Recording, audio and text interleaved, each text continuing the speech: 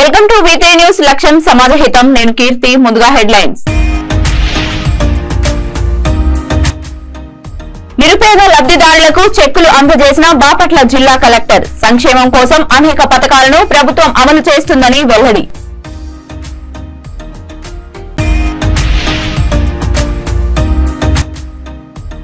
గంగాపూర్ గ్రామంలో పర్యటించిన ఖానాపూర్ ఎమ్మెల్యే వేద్మా బొజ్జు పటేల్. సమస్యలను తమ దృష్టికి తీసుకువస్తే పరిష్కారం కృషి చేస్తానని హామీ.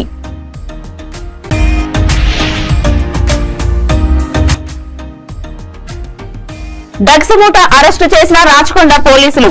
అందరూ రాజస్థాన్ కి చెందిన వారే అని వెల్లడించిన రాచకొండ సిపి.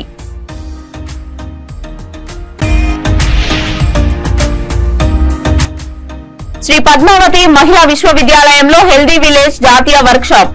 సంబంధించిన శాఖలో అమలవుతున్న అంశాలపై ప్రసంగించిన ఉన్నతాధికారులు.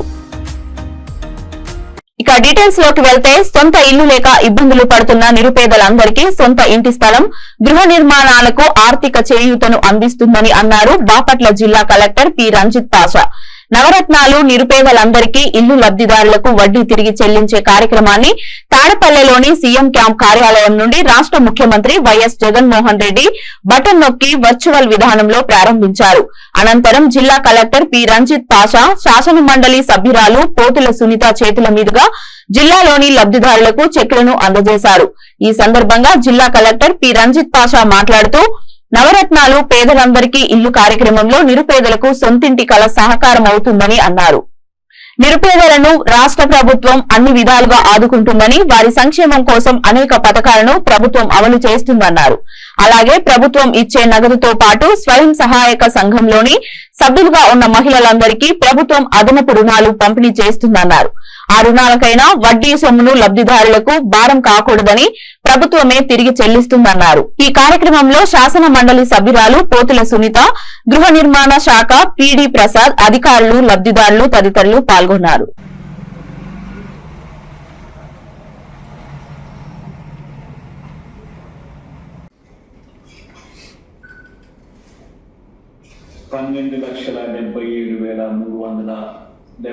మంది నా అక్క చెల్లెమ్మలకు ఒక్కొక్కరికి 35,000 రూపాయలు చొప్పున పావులా వడ్డీకి రుణాలు ఇప్పించడం, ఆ రుణాలు ఇప్పించడమే కాక వాటికి సంబంధించి ఈ దఫా ఈ 4,07,323 మందికి ఈ దఫాలో వీరికి పావుల వడ్డీ కింద ఈరోజు మనం జమ చేస్తా ఉన్న దాదాపుగా మరో 47 కోట్ల రూపాయలు ఇవ్వడం. ఈ కార్యక్రమంలో ప్రతి 6 నెలలకు ఒకసారి ఈ కార్యక్రమం జరుగుతూ పోతా ఉంది. గతంలో 0 వడ్డీ డబ్బులు అక్క చెల్లెమ్మలకు రిలీజ్ చేసినప్పుడు దాదాపుగా 5,43,140 మందికి అప్పట్లో ఈ కార్యక్రమం కింద 54 కోట్ల రూపాయలు అప్పట్లో రిలీజ్ చేయడం జరిగింది. దాంతో ఆ ప్రోగ్రాంతో పాటు మళ్ళీ ఇప్పుడు ఈరోజు మరో 4,07,328 మందికి వాళ్ళ ఈ 6 months లేకు వచ్చిన జాబితాలో వీళ్ళకి ఈరోజు మరో 47 కోట్లు రిలీజ్ చేస్తాము ఇస్తూ, తద్వారా వాళ్ళ ఇళ్ల నిర్మాణం పురోగతి స్పీడ్ను వేగం పెంచే కార్యక్రమం మంచి ఉద్దేశంతో జరుగుతుంది. దేశ చరిత్రలో ఎప్పుడు కూడా జరగని విధంగా ఎవరు సాహసం కూడా బహుశా చెల్లెమ్మకి ఇవ్వగలగడం, అందులో ఇప్పటికే 20 ఉన్న పరిస్థితులు. ఒక్కో ఇంటి నిర్మాణానికి దాదాపుగా 2,70,000 కోట్లు 2 లక్షల.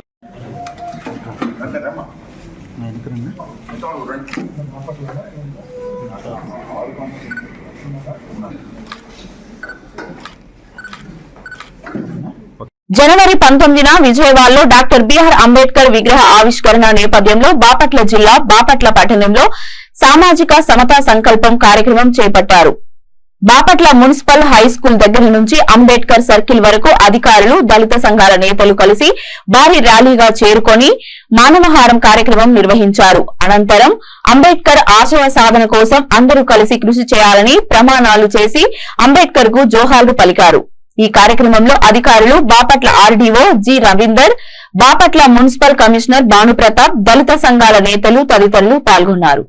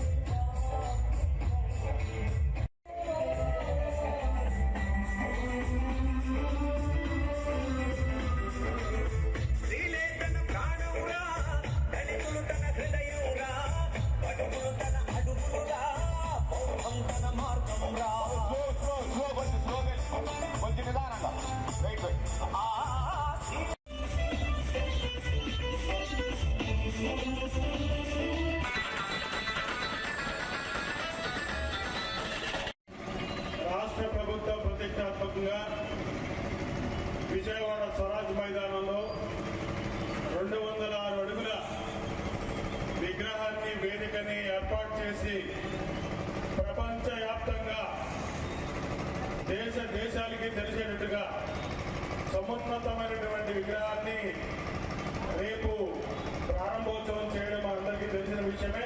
మనందరూ కూడా ఇక్కడ సమావేశం అవడం, అందరూ కూడా మా అందరినీ కూడా తత్వవేత్తగా మరి రాజ్యాంగ నిర్మాతగా మరి భావిస్తున్నటువంటి మనము ఆయన్ని మనము చాలా అన్ని రకాలకు కూడా ఆయనకు గొప్ప విషయం ఏంటనేది ఆయన జీవిత చరిత్ర ద్వారా తెలుసుకోవడం, దేశంలో ప్రజలందరూ కూడా సుఖశాంతులతో వదిలితారనేది ప్రపంచ మేధావులందరూ కూడా నొక్కి ఒక్కాడుతున్న విషయం. కాబట్టి ఆయనకు ప్రజలమైన మేము భారతదేశాన్ని సర్వసత్తాక సామ్యవాద లౌకిక ప్రజాస్వామ్య గణతంత్ర రాజ్యంగా నిర్మించుకోవడానికి పౌరులందరికీ సాంఘిక ఆర్థిక ఆలోచన భావ ప్రకటన విశ్వాసం నమ్మకం ఆరాధనల్లో స్వతంత్రాన్ని హోదాల్లోనూ సమానత్వాన్ని చేకూర్చడానికి మరియు వారందరిలో వ్యక్తి గౌరవాన్ని, జాతీయ ఐక్యతను మరియు సమగ్రతను సంరక్షిస్తూ సౌభ్రాతృత్వాన్ని పెంపొందించడానికి 1949 నవంబర్ 26న రాజ్యాంగ పరిషత్తులో ఎంపిక చేసుకొని ఖానాపూర్ నియోజకవర్గంలోని గ్రామాల్లో నెలకొన్న దీర్ఘకాలిక సమస్యల పరిష్కారం కోసం తన వంతు కృషి చేస్తానని అన్నారు ఖానాపూర్ ఎమ్మెల్యే వేడ్మా బొజ్జు పటేల్. నిర్మల్ జిల్లా కడం మండలంలోని గంగాపూర్ గ్రామంలో పర్యటించి బ్రిడ్జిని పరిశీలించారు. ఈ సందర్భంగా గ్రామస్తులు ఎమ్మెల్యే వేడ్మా బొజ్జు పటేల్ కు గ్రామస్తులు డోలు వాయిద్యాల మధ్య ఘన స్వాగతం పలికారు. అనంతరం ఏర్పాటు చేసిన సమావేశంలో పాల్గొని ఎమ్మెల్యే మాట్లాడుతూ రాష్ట్రంలో గడీల ప్రభుత్వం పోయి ప్రజాస్వామ్య ప్రభుత్వం ఏర్పాటైందన్నారు. ప్రతి పేదవాడిని అన్ని రకాలుగా ఆదుకోవడమే ప్రభుత్వ లక్ష్యమన్నారు. కాంగ్రెస్ పార్టీ ఇచ్చిన ప్రతి మాటకు కట్టుబడి ఉండి అదే దిశగా పనిచేస్తుందని తెలిపారు. 6 గ్యారంటీలను ప్రతి గడపకు చేరే విధంగా కృషి చేస్తామన్నారు. గ్రామీణ ప్రాంతాల్లో యువతీ యువకులు ఉన్నత చదువులపై దృష్టి సాధించాలన్నారు. అలాగే పెండింగ్ లో ఉన్న బిల్లులను త్వరగా రిలీజ్ అయ్యే విధంగా సీఎం రేవంత్ రెడ్డి దృష్టికి తీసుకువెళ్తామని తెలిపారు. ఎక్కడ ఏ సమస్య ఉన్నా తన దృష్టికి తీసుకువస్తే ఆ సమస్య పరిష్కారం కృషి చేస్తానని హామీ ఇచ్చారు. అనంతరం ప్రజలకు దుప్పట్లు, స్వెటర్లను పంపిణీ చేశారు.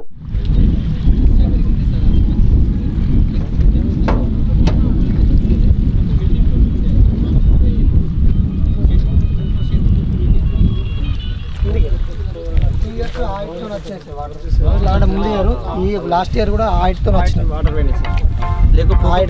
అందుకే అంతే ఉంటుంది. అవతల గూడెం దాకా పోతాయి సార్. అది లాస్ట్ మనం వెళ్ళే కదా సలాపురకు వచ్చింది, అక్కడికి వెళ్తాయి సార్. అటు మీదకి వాటర్ ఆ పసుపు తోటల దాకా సార్. దీన్ని పంచాయతీరాజ్ వాళ్ళకి ఎక్స్పోర్ట్ ఉండదు కదా, ఇది R&B వాళ్ళతో ఎస్టిమేషన్ చేపించి చేయాలి. ఈ పంచాయతీరాజ్ వాళ్ళు ఏంటంటే చిన్న చిన్న బ్రిడ్జ్లు కట్టిన ఎక్స్పీరియన్స్ ఉంటుంది వాళ్ళకి. R&B వాళ్ళకి ఏంటంటే గోదావరిల మీద పెద్ద పెద్ద బ్రిడ్జ్లు కట్టిన ఎక్స్పీరియన్స్ R&B వాళ్ళకి. ఇది R&B వాళ్ళకి ఇస్తేనే పర్ఫెక్ట్గా ఎస్టిమేషన్ చేస్తారు, పర్ఫెక్ట్ అవుతుంది. అదే అందుకు మొన్న కాంట్రాక్టర్ పంపించిన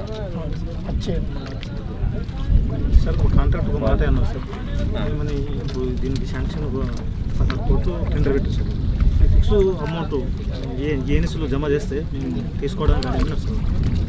అయితే సార్ ఈ అమౌంట్ ఉంటే చూడు సార్, డిపాజిట్ చేయాలి. అదే అంటే వాళ్ళ పేరు దాంట్లో ఈఎన్సీ దాంట్లో డిపాజిట్ చేస్తే టెండర్ దానికి ముందు వచ్చే అవకాశాలు ఉంటుంది అట్లా పేమెంట్. ఎందుకంటే బడ్జెట్ లేక టెండర్ వాళ్ళు ఫస్ట్ డిసిషన్ అనేది కావాలి. ఇక్కడ ఎట్లా చేస్తే బాగుంటుంది. ఇప్పుడు కేబుల్ బ్రిడ్జ్ బ్రిడ్జ్కి ఎంత ఎస్టిమేషన్ అవుతుంది. కేబుల్ బ్రిడ్జ్ అయినా మనం లారీలు కూడా వెళ్ళచ్చు, దానిపైన ప్రాబ్లం ఏమి ఉండదు. ఇప్పుడు 3.5-4 మీటర్లు ఉంటుంది బ్రిడ్జ్. ఇప్పుడు ఎన్ని ఫీట్ల లోతుంటే మడుగే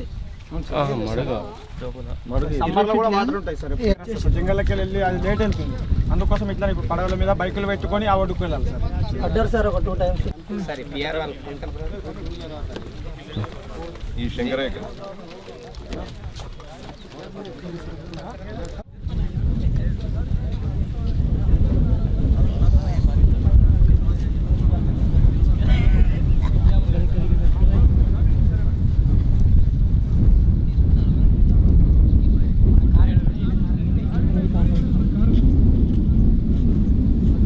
వికారాబాద్ లో 3 రోజుల క్రితం పులుమద్ది గ్రామ సమీపంలో జరిగిన మహిళ హత్య కేసును పోలీసులు ఛేదించారు. మృతురాలు చేవెళ్ల గ్రామానికి చెందిన అనసూయ అనే మహిళగా పోలీసులు గుర్తించారు. హత్య చేసిన వ్యక్తి దారూర్ మండలం రాషాపూర్ గ్రామానికి చెందిన తలారి బాబుగా గుర్తించి అదుపులోకి తీసుకున్నారు. గొడవ, అక్రమ సంబంధాలను మనసులో పెట్టుకుని తలారి బాబు అనసూయను మట్టు పెట్టాలని పథకం వేశాడని తెలిపారు. వికారాబాద్ మండలం పులమద్ది గ్రామంలో తలారి బాబు అక్కడ ఉండడంతో అక్కడికి వెళ్లమని చెప్పి మార్గ మధ్యలో అనసూయకు మద్యం తాగించి తర్వాత అక్కడే చీరతో ఉరివేసి చంపేశాడని అన్నారు. మృతురాలిని గుర్తుపట్టకుండా ఉండేందుకు నిందితుడు నిప్పంటించాడని అన్నారు. ఈ హత్య కేసుకు సంబంధించి ప్రత్యేక బృందాలను ఏర్పాటు చేసి నిందితుడిని పట్టుకున్నామని, బాబు గతంలో జరిగిన ఓ హత్య కేసులో నిందితుడిగా ఉన్నాడని జిల్లా ఎస్పీ కోటిరెడ్డి వెల్లడించారు.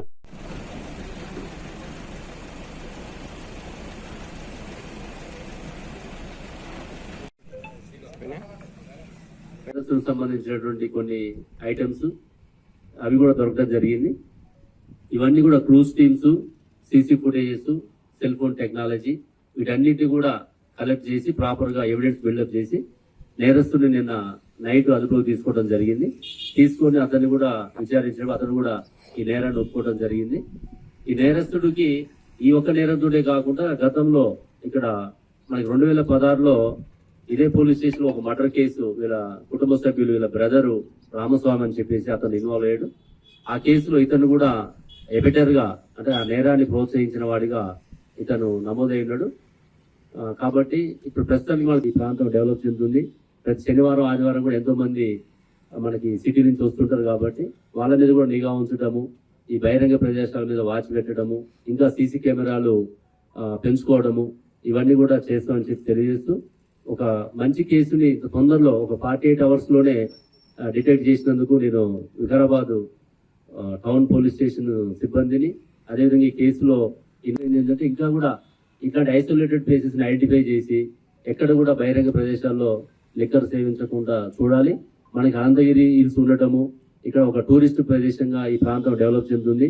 ప్రతి శనివారం ఆదివారం కూడా ఎంతో మంది మనకి సిటీ నుంచి వస్తుంటారు. కాబట్టి వాళ్ళ మీద కూడా నిఘా ఉంచడము, ఈ బహిరంగ ప్రదేశాల మీద వాచ్ పెట్టడము, ఇంకా సీసీ కెమెరాలు పెంచుకోవడము ఇవన్నీ కూడా చేస్తామని చెప్పి తెలియజేస్తూ ఒక మంచి కేసుని తొందరలో ఒక 48 hours లోనే డిటెక్ట్ చేసినందుకు నేను వికారాబాద్ టౌన్ పోలీస్ స్టేషన్ సిబ్బందిని, సంబంధించినటువంటి కొన్ని ఐటమ్స్ అవి కూడా దొరకడం జరిగింది. ఇవన్నీ కూడా cruise teams, CC footages, cell phone technology వీటన్నిటి కూడా కలెక్ట్ చేసి ప్రాపర్ గా ఎవిడెన్స్ బిల్డప్ చేసి నేరస్తుని నిన్న నైట్ అదుపులోకి తీసుకోవడం జరిగింది. తీసుకొని అతన్ని కూడా విచారించడం, అతను కూడా ఈ నేరాన్ని ఒప్పుకోవడం జరిగింది. ఈ నేరస్తుడికి ఈ ఒక్క నేరస్తుడే కాకుండా గతంలో ఇక్కడ మనకి 2016లో ఇదే పోలీస్ స్టేషన్ లో ఒక మర్డర్ కేసు వీళ్ళ కుటుంబ సభ్యులు వీళ్ళ బ్రదరు రామస్వామి అని చెప్పేసి అతను ఇన్వాల్వ్ అయ్యాడు. ఆ కేసులో ఇతను కూడా ఎబిటర్ గా అంటే ఆ నేరాన్ని ప్రోత్సహించిన వాడిగా ఇతను. రాజస్థాన్ నుండి హైదరాబాద్ కి డ్రగ్స్ తరలిస్తున్న ముఠా అరెస్ట్ అయిందని రాచకొండ పోలీస్ కమిషనర్ సుధీర్ బాబు వెల్లడించారు. నిందితుడి నుంచి ₹1 కోటి విలువైన 150 గ్రాముల హెరాయిన్, 32 గ్రాముల MDMA డ్రగ్స్ పట్టుకున్నామని తెలిపారు. ఎస్ఓటీ మీర్పేట్ పోలీసులు జాయింట్ ఆపరేషన్ లో 4 నిందితులు అరెస్టు చేశామని తెలిపారు. నిందితులంతా రాజస్థాన్ కి చెందిన వారే అని, మొదట డ్రగ్స్ కి బానిసై ఆ తర్వాత డ్రగ్స్ ప్లెడర్స్ గా మారారని అన్నారు. రాజస్థాన్ నుంచి ప్రైవేట్ ట్రావెల్ బస్ లో డ్రగ్స్ హైదరాబాద్ కి ట్రాన్స్పోర్ట్ చేస్తున్నారని, హైదరాబాద్ కి చేరుకున్న తర్వాత రాపిడో బైక్ సర్వీస్ ద్వారా కస్టమర్స్ కి డ్రగ్ పంపుతున్నారని తెలిపారు. రాజస్థాన్ నుంచి హైదరాబాద్ కి ఎక్కువగా డ్రగ్స్ ట్రాన్స్పోర్ట్ అవుతున్నాయని అన్నారు.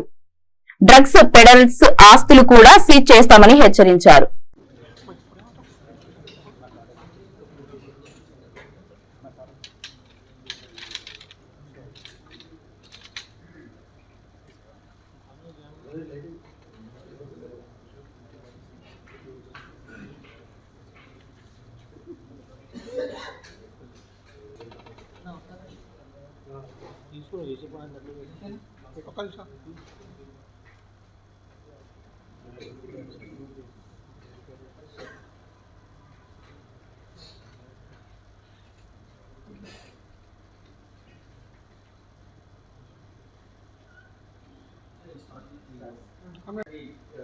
Fight against drug peddling, peddlers పట్టుకోవడము, డ్రగ్ యాక్టివిటీని కంటైన్ చేయడం, వీటి మీద మనం ఫోకస్ చేసాం. దాంట్లో భాగంగానే at another important breakthrough. ఇందులో 1 crore వర్త్ ఈ కాంట్రబాండ్ డ్రగ్స్ను సీజ్ చేయడం జరిగింది. దీంట్లో మనకు హెరాయిన్ ఒక 150.3 grams of heroin, then MDMA 32.1 gram MDMA seize చేయడం జరిగింది. అపార్ట్ ఫ్రమ్ అదర్ వాళ్ళు యూజ్ చేసినటువంటి వాహనాలు అవన్నీ కలుపుకొని ఇది ఇంటర్నేషనల్ మార్కెట్లో ఒక 1 crore వర్త్ డ్రగ్ కన్సైన్మెంట్. ముఖ్యంగా ఏంటంటే వీళ్ళు ఇందులో ఉన్న నలుగురు అక్యూజ్ని మనం పట్టుకున్నాం. ఇందులో నరేంద్ర బిష్నాయ్, ప్రవీణ్ బిష్నాయ్, హేమారామ్, దెన్ దేవాసి. ఈ నలుగురిలో టోటల్ వీళ్ళు పెడ్లర్స్ దెన్ కన్జ్యూమ్ చేస్తున్నారు. వీళ్ళు రాజస్థాన్ నుంచి తీసుకొచ్చారు. ఇక్కడ ఏమైందంటే మనం లాస్ట్ పట్టుకున్నటువంటి చాలా కేసెస్లో రాజస్థాన్ రూట్ ఎక్కువగా ఎస్టాబ్లిష్ అవుతుంది. చాలామంది people got roots in Rajasthan getting it. ఒక ఇంపార్టెంట్ ఏంటంటే అదే పర్టికులర్ ఫ్రెండ్స్ రిలేటివ్స్లోనే ఎక్కువ సర్క్యులేషన్ వస్తుంది. So we trying to put you in the perspective that this is a new trend. We have been analyzing all the offences, and that is we are getting this kind of inference as far as the flow of drugs to Hyderabad is concerned. దీంట్లో ఈ డ్రగ్స్ను తీసుకురావడము, ఇలా వాళ్ళు వాడటం, consume చేయడం, అలానే next activity కోసం money mobilise చేసుకోవడం ఉద్దేశంతో వీళ్ళు ఈ పెడ్లర్గా మారుతున్నారు. డ్రగ్స్ అమ్మడము, ట్రాన్స్పోర్ట్ చేయడము ఇట్లా జరుగుతుంది. దీని మూలంగా యాక్చువల్గా వేరే వాళ్ళు ఎవరైతే డ్రగ్స్ పైన what you call like addiction లేకున్నా కానీ ఇటువంటి గ్రూప్స్ ఉండడం మూలంగా వాళ్ళని కలిసి పార్టీస్ మూలంగా స్లోగా ఇంట్రడ్యూస్ చేసి then they are making addicts, dependence. Tirupati జిల్లా తిరుపతి నియోజకవర్గం శ్రీ పద్మావతి మహిళా విశ్వవిద్యాలయం ఆడిటోరియంలో హెల్తీ విలేజ్ జాతీయ వర్క్ షాప్ నిర్వహించారు. వర్క్ షాప్ 2వ రోజున రాష్ట్ర ప్రభుత్వ ప్రధాన కార్యదర్శి డాక్టర్ కెఎస్ జవహర్ రెడ్డి ముఖ్య అతిథిగా పాల్గొని వివిధ శాఖల కమిషనర్లు, ఉన్నతాధికారులు, వారికి సంబంధించిన శాఖలలో అమలు చేస్తున్న అంశాలను సభను ఉద్దేశించి ప్రసంగించారు. ఈ సందర్భంగా ఆయన మాట్లాడుతూ గ్రామాలలో త్రాగునీరు, పరిశుభ్రత ప్రధాన అంశాలని, వాటిని మనం అధిగమించాలని అన్నారు. త్రాగునీటి విషయంలో కేంద్ర ప్రభుత్వ సహకారంతో జల జీవన్ మిషన్ ద్వారా ప్రతి ఇంటికి త్రాగునీరు అందిస్తున్నామని అన్నారు. గ్రామాల్లో పరిశుభ్రత ఇప్పటికే ప్రతి ఇంటికి స్వచ్ఛ భారత్ మిషన్ ద్వారా మరుగుదొడ్లు నిర్మించుకొని ODF లోకి వెళ్లామని అన్నారు. అదే రీతిలో తాగునీరు విషయంలో కూడా శ్రద్ధ వహిస్తే నీటి సమస్య తలెత్తదని, ఆరోగ్య విషయంలో కూడా ఇబ్బందులు ఉండవని అన్నారు. రాష్ట్ర Panchayati Raj rural development commissioner Suryakumari మాట్లాడుతూ గ్రామాల్లో పరిశుభ్రత, త్రాగునీటి సౌకర్యం, వేస్ట్ మేనేజ్మెంట్ నిర్వహణ చేపట్టి పంచాయతీలకు ఆదాయం తెచ్చేలా చేస్తున్నామని అన్నారు.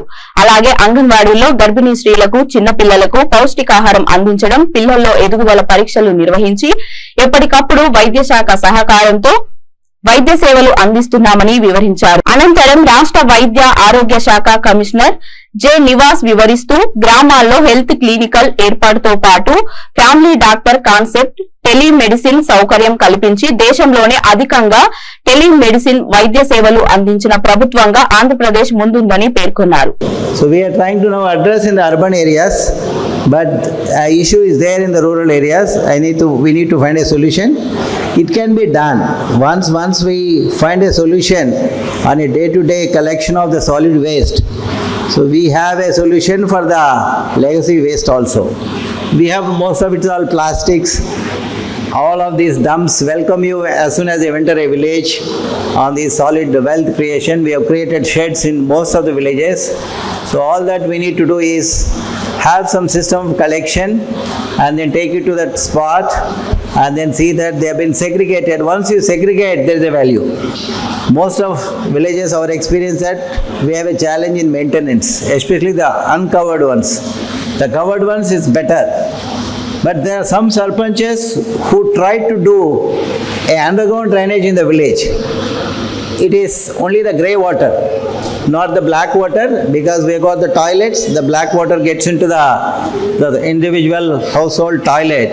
But the grey water consisting of the kitchen water and the washroom water, bathroom water, it's called grey water. So it can be managed through underground drainage. Very simple technology. There are some models. We tried. In fact, I picked up this model from a sarpanch. Myself, I was MD Water Board Hyderabad in the combined state. But there it's a mixing of both grey and black water. It's a huge challenge. But the handling grey water through a subsurface cement pipes is achievable, but some discipline on the part of the community is required, so that nothing gets into that drainage. We tried in few villages. It is successful. The model is there. We can think about that. Stress on the tertiary care. So we have screened the entire population with that, and we need to have the presence of these health functionaries, and then on the SDGs. This slide talks about 4 pertaining to health and the 4 pertaining to education. See, for us to achieve these SDGs, at the SDGs, a global Sustainable Development Goal as UN declaration. On the same lines, we have established village clinics, 10,032 in number, in all the village, almost in all the panchayats, covering all the panchayats, we have established the village clinics. And these village clinics, apart from the CHO and A&M, we have our ASHAs. 3 to 4 ASHAs are there in each village clinic. Now each village clinic, now we have constructed a building, and this building, this unique feature of the building is that this building has got the residential accommodation for the CHO as well. So any village functionary and Andhra Pradesh will be having a proper infrastructure at the village level. Now the village clinics, they offer 12 services, and how in Andhra Pradesh is making a headway in handling the communicable and non-communicable diseases also, we will be explaining in the coming slide. A particular topic, many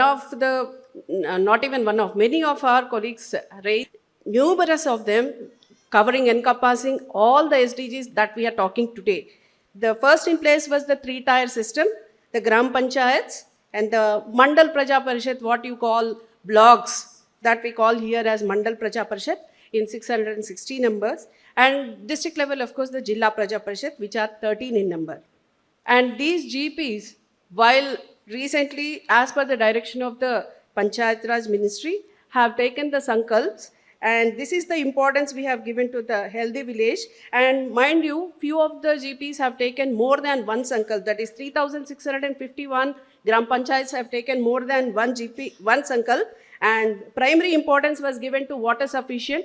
As we all know, the drinking water scarcity is still lingering around in spite of water table raising up in many parts of Andhra Pradesh. Still the watershed areas are under process, in work in progress kind of thing. So water sufficient and clean and green have taken the primary importance. After that comes from poverty free and then healthy village of the GPs.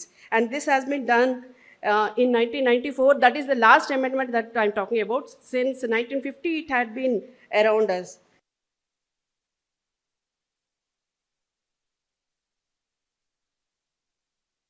Bulletin ముగించే ముందు headlines మరొకసారి.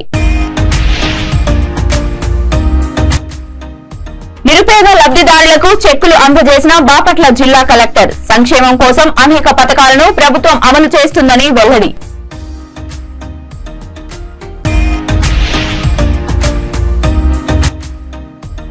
గంగాపూర్ గ్రామంలో పర్యటించిన Khanapur MLA వేడ్మా Bojju Patel. సమస్యలను తమ దృష్టికి తీసుకువస్తే పరిష్కారం కృషి చేస్తానని హామీ.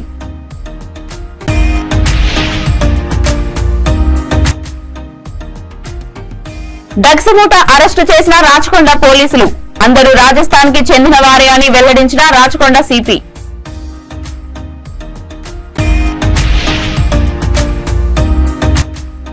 శ్రీ పద్మావతి మహిళా విశ్వవిద్యాలయంలో హెల్దీ విలేజ్ జాతీయ వర్క్ షాప్. సంబంధించిన శాఖలో అమలవుతున్న అంశాలపై ప్రసంగించిన ఉన్నతాధికారులు.